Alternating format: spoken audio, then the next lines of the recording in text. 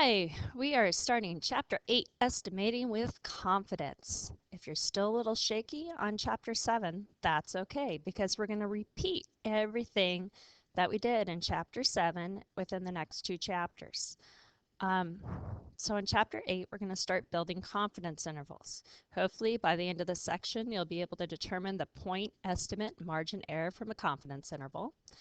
Interpret a confidence interval and level in context. The context is the big, huge part that you always have to make sure you're writing your answer in. That's the difference between the P and the E when they're grading the AP exam. Describe how the sample size and confidence level affect the length of a confidence interval. Explain how practical issues like non-response, undercoverage, and response bias can affect the interpretation of a confidence interval. Okay, so with all that said out of the way, let's take an example. Suppose I want to know what proportion of teenagers typically goes to the movies on a Friday night. So I'm going to take a simple random sample of 25 teenagers.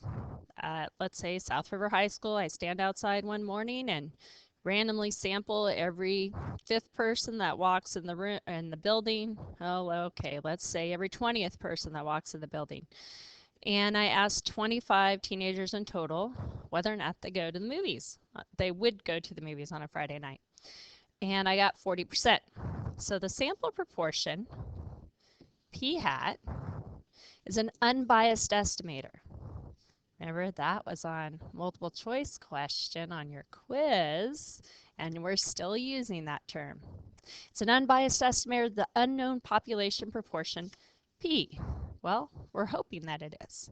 So I would estimate the population proportion to be approximately 0.4 because that's what I got in my sample.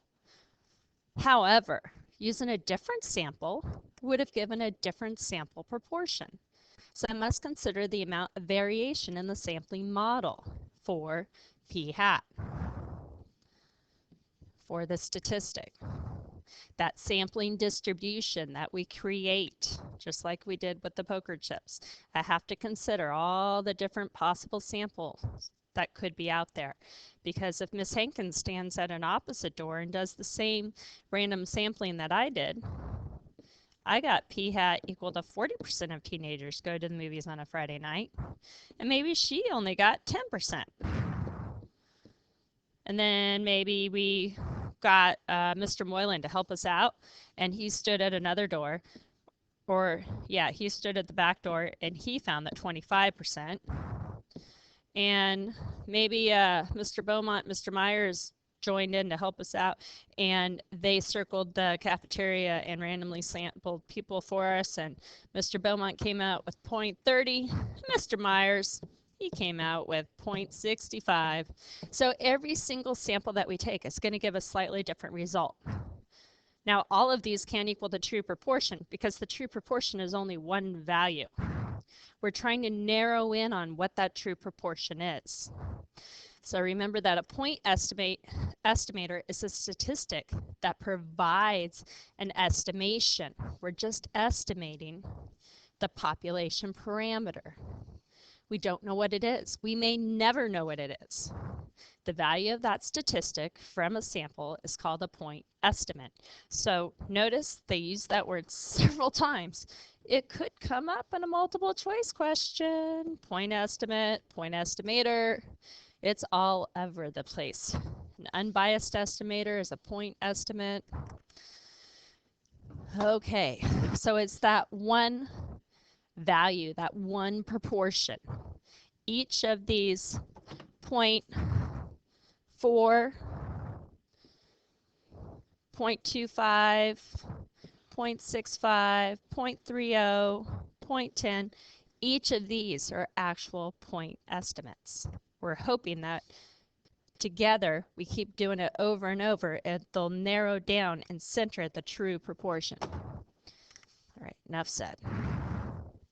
We want to ask ourselves, how close to 0.4 is P likely to be? To answer this question, we ask how, oh, this thingy's covering it, would the sample proportion p-hat vary if we took many samples of size 25 from this population. So based on one sample, it would not be correct to conclude that 40% of all teenagers typically go to the movies on a Friday night.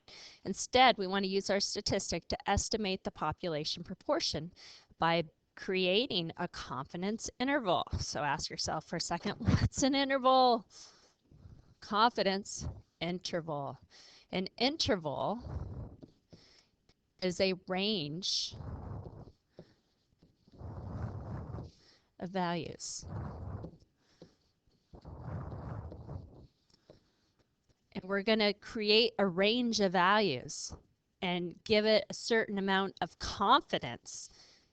It's basically saying how right we are. Certain amount of confidence. Maybe we're going to be 90% confident that the true value is between this percentage and that percentage. So first, let's take a step back and discuss some tidbits about sample proportions. These are things we already covered in Chapter 7. So far in this course, we've talked about samples and created descriptive statistics like the sample proportion for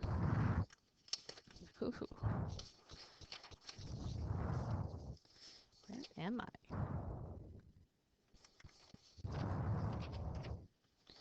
Categorical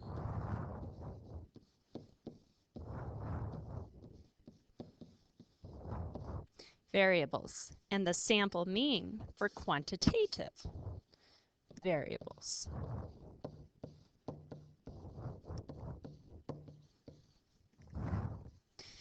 We used to focus on the parameter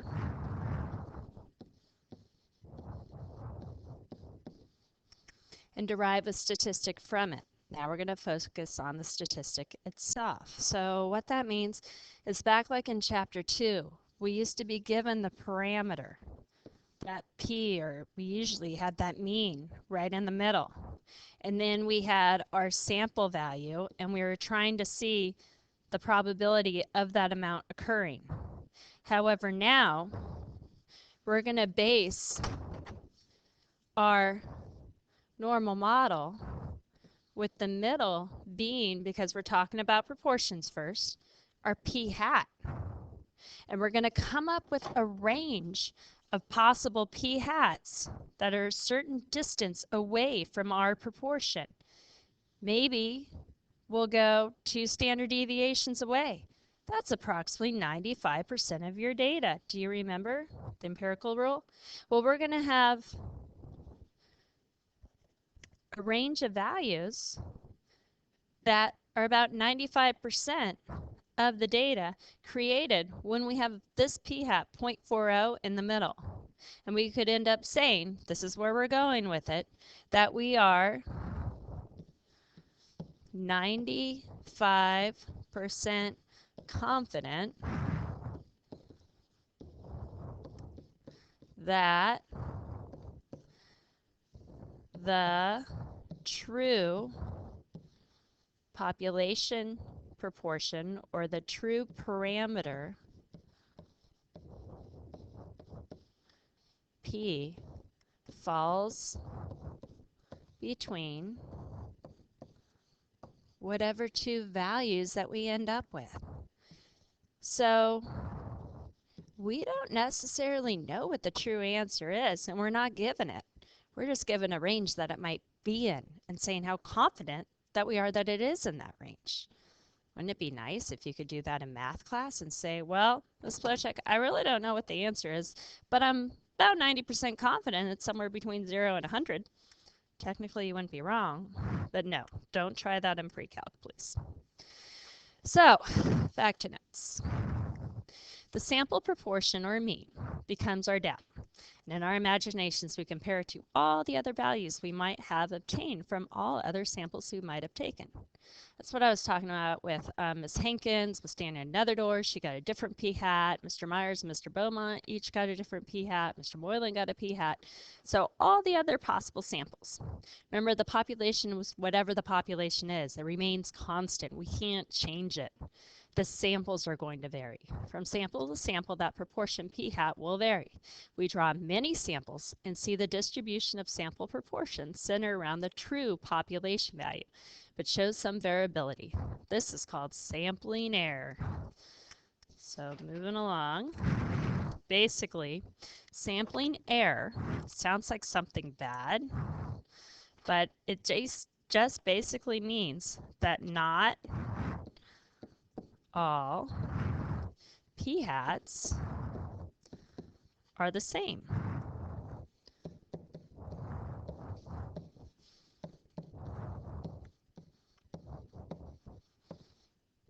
Just means that the different samples are going to give different values. But they call that sampling error. So it sounds bad, but it's really not. It's just something that happens and something to be aware of. All right, standard deviation for sample proportions. Remember the formula that we found out? Well, we use p hat to estimate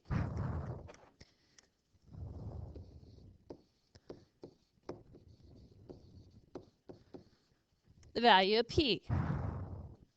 Since we don't know p, we cannot calculate the standard deviation of the sampling model. We can, however, use p hat to estimate the value of p and calculate the standard error instead. So I asked you, do you remember that formula we used before?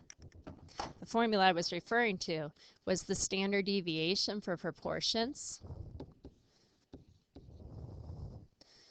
was the square root of p times 1 minus p all over n.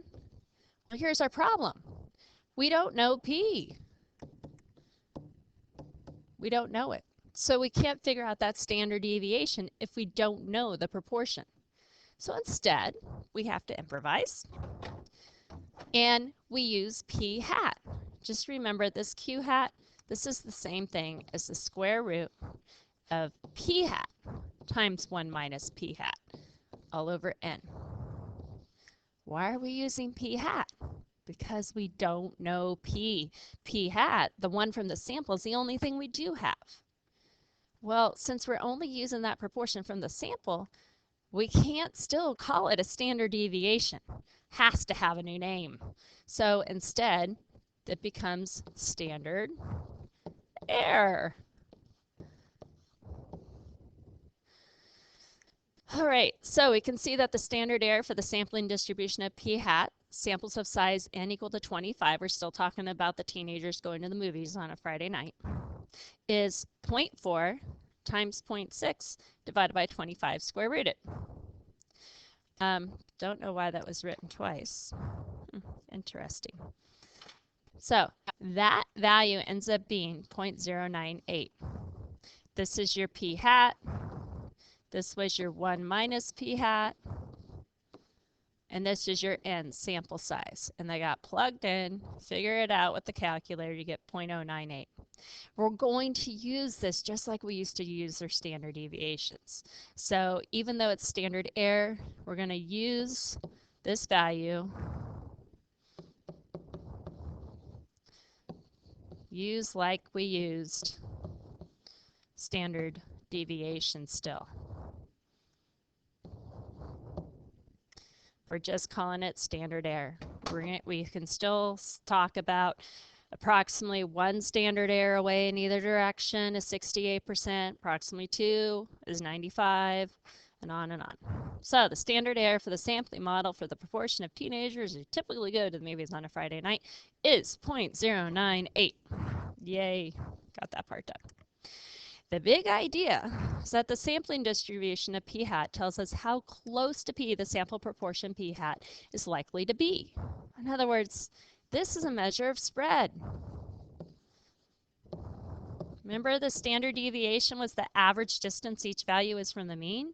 Well, now the standard error is the average distance each p hat is going to be from the original, or possible from the original p hat, that distance, that spread that could possibly hold our true proportion. So standard error measures spread. According to the 68, 95, 99.7 rule, 95% of all possible samples size 25 will produce a statistic p-hat that is within 2 standard errors of the mean of our sampling model. In this example, the value of p is usually within 2 times. This is our 2 standard errors. 2 standard errors. They multiplied, and they got 0.196 of p-hat of our 0.40. This means that in our sample, 95% of the p-hats will be between 0.4 plus or minus 0.196. So let's look at this in a picture. 0.4 is in the middle, and we're going all the way down to 0.204 and all the way up to 0.596.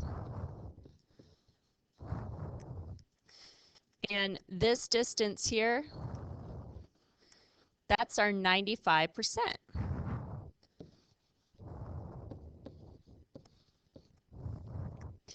And the distance from here to here is that 2 times our standard error, which is 0.196. Positive and then minus 0.196 in the other direction. That part you add and subtract in either direction is actually called the margin of error. So another vocabulary word. Oh, what fun. The amount that you add and subtract in either direction is your margin of error, abbreviated ME.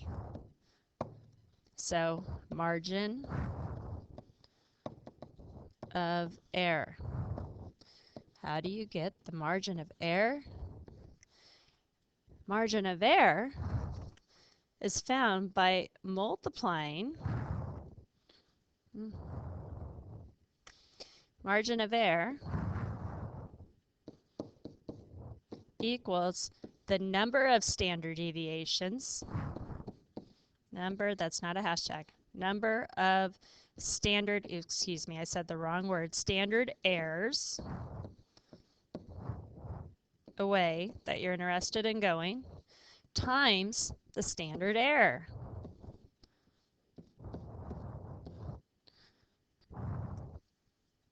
Because the sample proportion was p-hat equal to 0.4, the interval 0.4 plus or minus 0.196 gives an approximate 95% confidence interval for p. 0.196 is the margin of error for this confidence interval. The margin of error is the amount you add or subtract from p-hat to create your confidence interval. I know this seems like a lot, but we're still, the whole gist of this is we're trying to find the true proportion of how many teenagers typically go to the movies on a Friday night.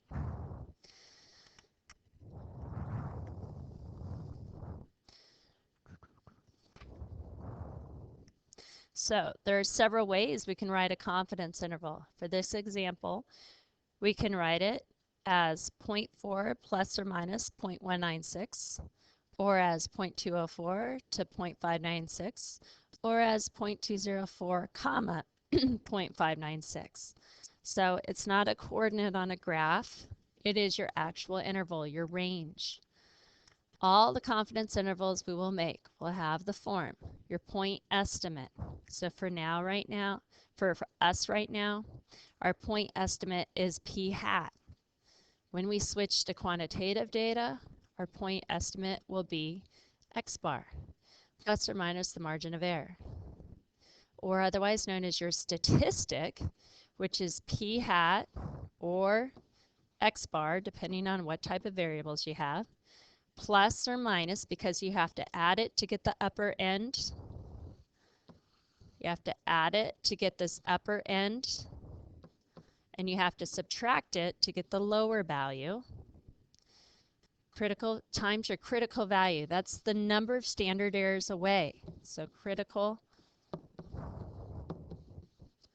value equals the number of standard errors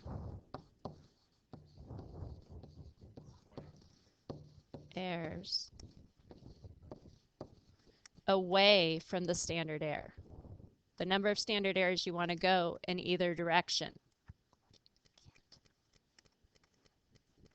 Because the margin of error is 0.196, then we're 95% confident that the true population proportion lies somewhere in the interval of 0.204 to 0.596, or 0.4 plus or minus 0.196.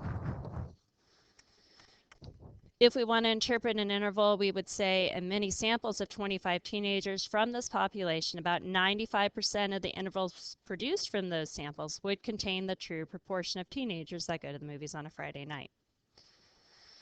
Whew. Okay, so that was one confidence interval. Conclusion, the proper way to write it is the interval is called a 95% confidence interval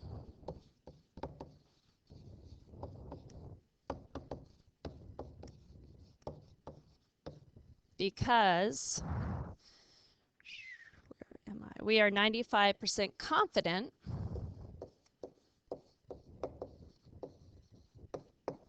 that the true proportion of teenagers who typically go to the movies on a Friday night is somewhere between about 20.4% or 0.204 and almost 60%, 0.596. Caution, this does not mean the probability that P is between 0.204 and 0.596 is 95% confidence. Does not mean the same thing as probability. Probability comes from our true value, the true parameter that we, in this case, don't know. We're trying to guess at it. You can only create probability from your parameter. So probability only found with the true parameter.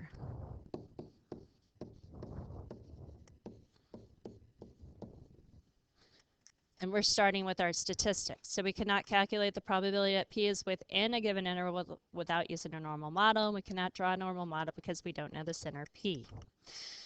Okay, so maybe you're not satisfied with the interval we constructed. Is it too wide? Would you prefer a more precise conclusion? Because I am guessing around 20 to 60%. That's a big range.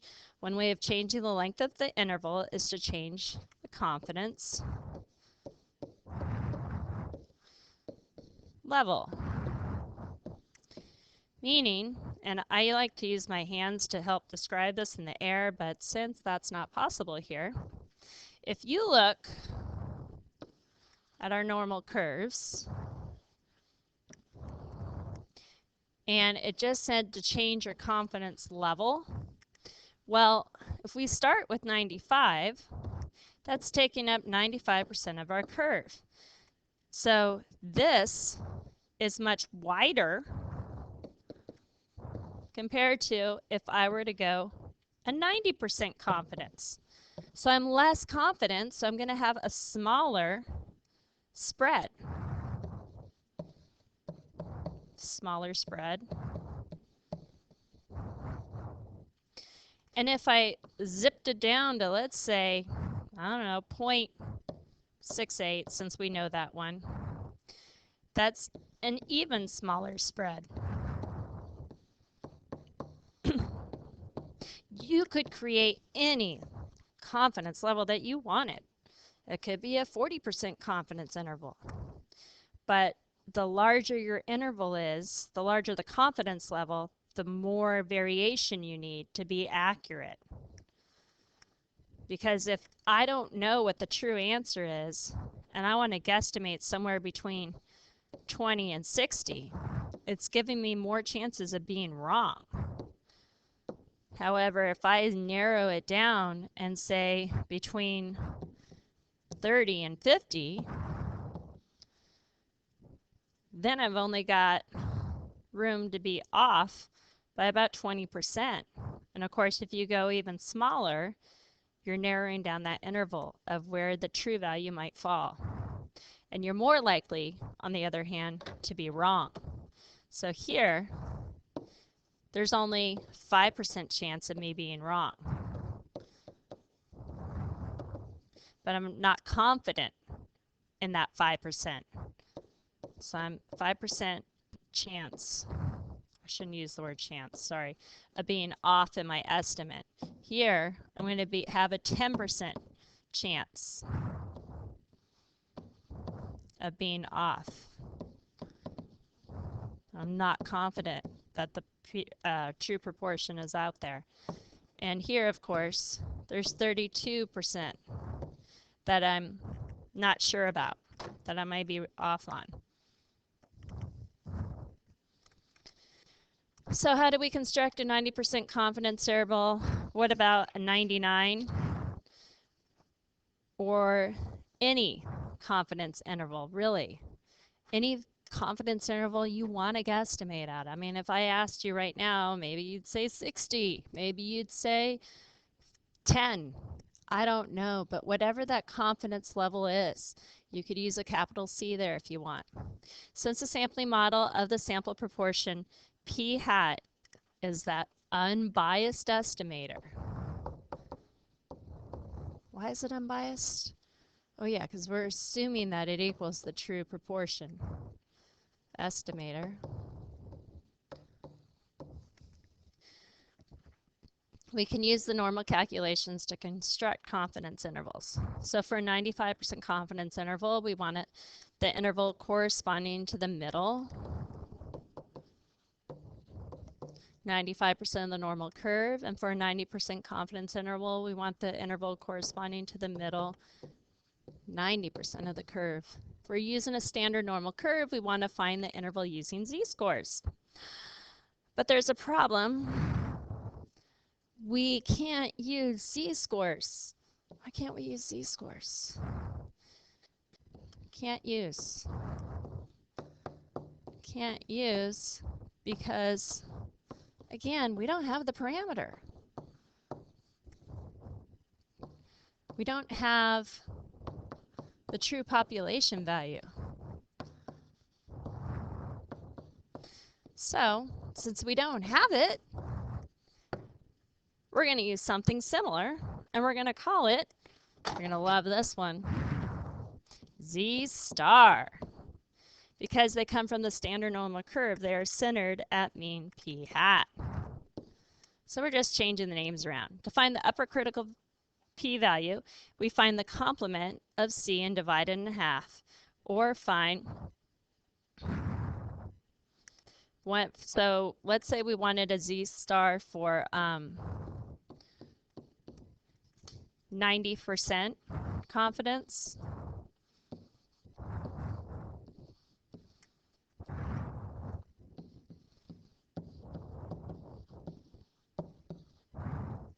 We would do 1 minus 0.9 and get 0.10. And then it says to divide it in half. So that's step 1. Step 2, you would take your 0.10 and divide by 2 because we're looking at the tail. And then in your calculator, you could do inverse norm of 0.05. And that would give you a z-star value, same as your z-score really, of negative 1.645. And since we're adding it in both directions, it's really your z-star is plus or minus 1.645. Now, I know there's a lot of steps with that, so I'm going to show you an easier way. If you take out that blue packet that I gave you, has all the formulas on it. In the back, there's tables. We haven't talked about this table yet. It's called the t-distribution values. We'll talk about it more in the next section and then the next chapter. However, if you look all the way down to the bottom, you'll see this thing that says confidence level C. So I'm going to zoom in on that part right there. And confidence level C, if you look down here, they have certain confidence levels for you. They're not everything from 0 to 100%, but they're the major ones. So wherever this infinity sign is down here on the last row, those are all your Z-star values for these confidence levels. So for 90, I could just look back here in my table. Z-star is 1.645. For 95, it's 1.96. For 99, it's 2.576. So you could go on and on. Then again, they don't have all of them for you, so sometimes you may have to fall back on your inverse norm in your calculator. Most likely on the AP exam, they'll give you ones that are on this table. Let's go back to where we were.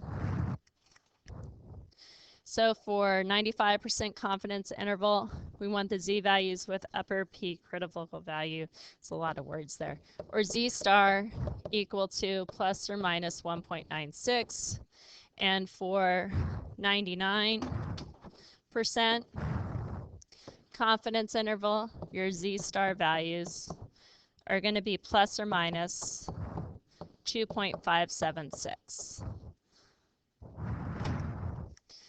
Remember that Z values tell us how many standard deviations we are away. Now Z star tells us how many standard errors we are above or below the mean, which in this case is just P hat, not P. To construct a 95% confidence interval, we want to find the values 1.96 standard errors below the mean and 1.96 standard errors above the mean. Or here's your formula. Now this formula is given to you on the AP exam as well. It's just written in words again. It doesn't have a Q. That Q is freaking you out. P hat plus or minus 1.96 times the square root of P hat. That Q is just 1 minus P hat over N. The margin of error is that Z star times that square root business. That's your margin of error. The standard error, your SE, is the square root of that P hat, Q hat over N. Note that the margin of error is a positive distance. Okay, it shouldn't be negative. It's not an interval either. The user chooses the confidence level and the I don't know what that's from. It makes sense, but it's kind of more complex than it needs to be. So we talked about the table. All right, so we would like to have an ideal world, high confidence and a low margin of error. In order to have a high confidence and a low margin of error, because the low margin of error is just another term for your spread and how wide that range is. It's the range of your confidence interval, whether your model looks like this or whether it's more spread out and your values are further apart. So if we decrease the confidence level, that would be one way to reduce the margin of error. Decrease the confidence level. So if you went from 95% confidence to 90, your normal curve is the area that you're looking at. Instead of going from here to here, it's now only going from here to here. So the range gets smaller. We could also decrease the standard deviation. Well, that might have to do with what comes next, the sample size. Increase your sample size. Now, these questions were kind of in your chapter 7 homework, and they were trying to lead you into this next statement right here, which is that to cut the margin of error in half, increase your sample size by 2 squared, which equals 4. So to cut it in half, 1 over 2, you multiply n by 2 squared. Likewise, if you wanted to cut your margin of error by 1/3, you would multiply your sample size n by 3 squared, or 9. So you can have high confidence and a small margin of error if you choose the right sample size. It's all based on that sample size. To determine the sample size and that will yield a confidence interval for a population proportion with a specified margin of error,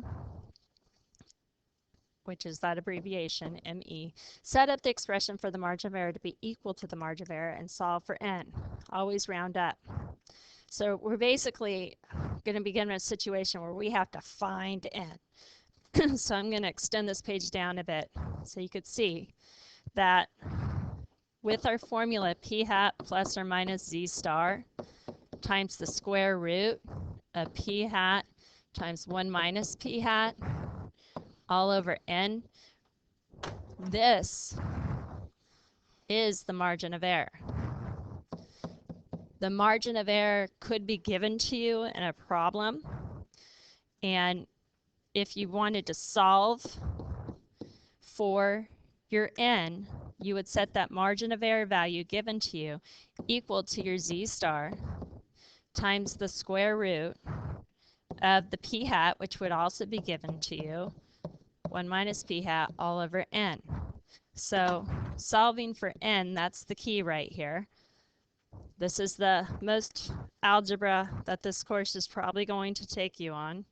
First, you could square both sides. That's one thing to do. So if you square everything, square your ME, your margin of error, square your Z star, and your P hat times 1 minus P hat, because it was square rooted, it comes out of being squared. And your N is no longer under the square root. Well, put your margin of error over 1, cross multiply, you end up with N times your margin of error squared equal to your Z star squared times your P hat times 1 minus P hat. And then just divide by your margin of error squared.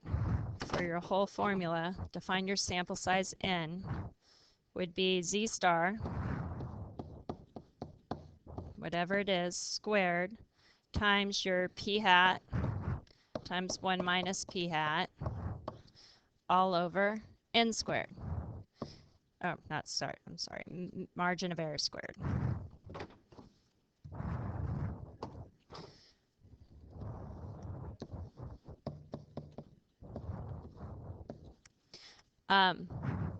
So if you're not good with the algebra part, that really freaks you out sometimes. I know we're all in pre-calc or higher, but still, if you find it easier to memorize that, by all means, do it. Otherwise, you could just solve for your sample size when needed. So one more caution, these methods only apply to certain situations. In order to construct a level C confidence interval using that formula, for example, the data must come from a random sample. Remember those conditions? So that we could say they're independent.